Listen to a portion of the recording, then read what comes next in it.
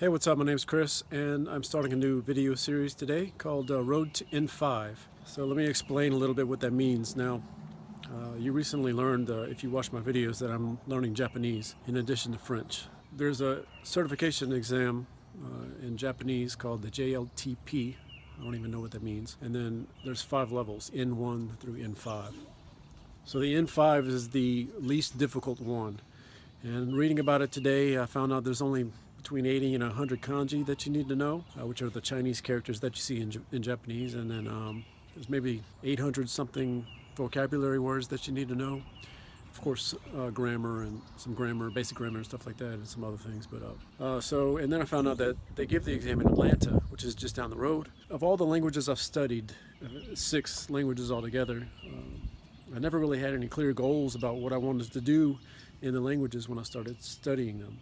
I've only ever made it to a high level in one language, Esperanto, which if you watch the videos on my channel, of course, most of them are in Esperanto. So after finding out that the test is given in Atlanta, the fact that I know probably with a goal I would probably do better because I have something to shoot for, I decided that, I have no excuse. During my now study of Japanese, my goal is to take the N5 certification exam and pass it. That's my goal. So that's what this video series is about. It's a way to motivate myself to keep going and to give updates and progress on I'm having to watch my dog and make sure he doesn't go somewhere he's not supposed to. So it's a way to motivate myself and to give updates on how I'm doing in the language.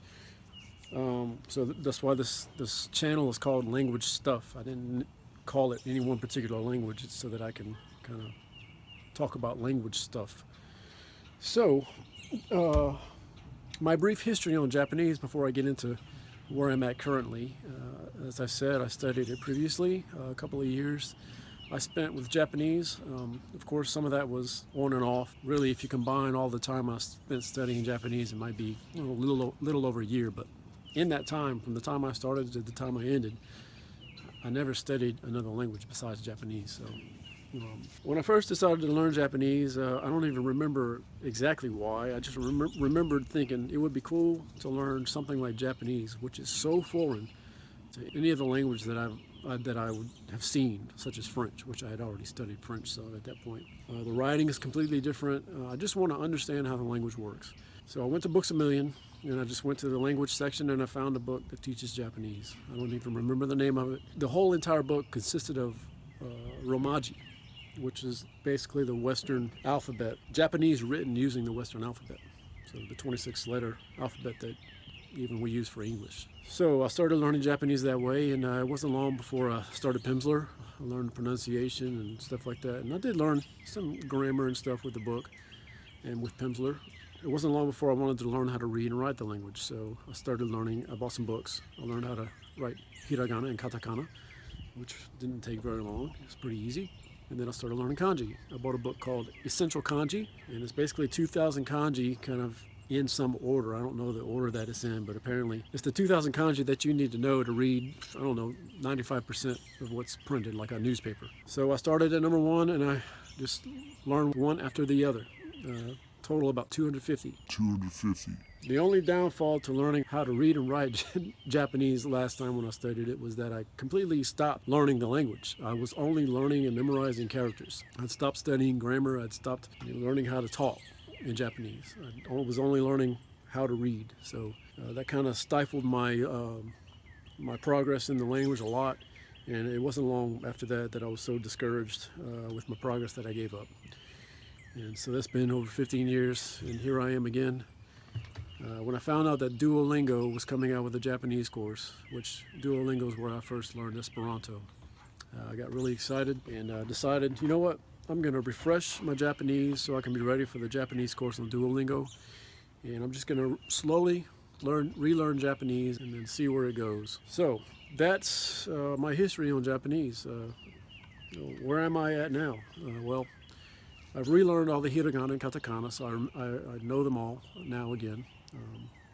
At least I went through some memorized decks and learned them. I still need to get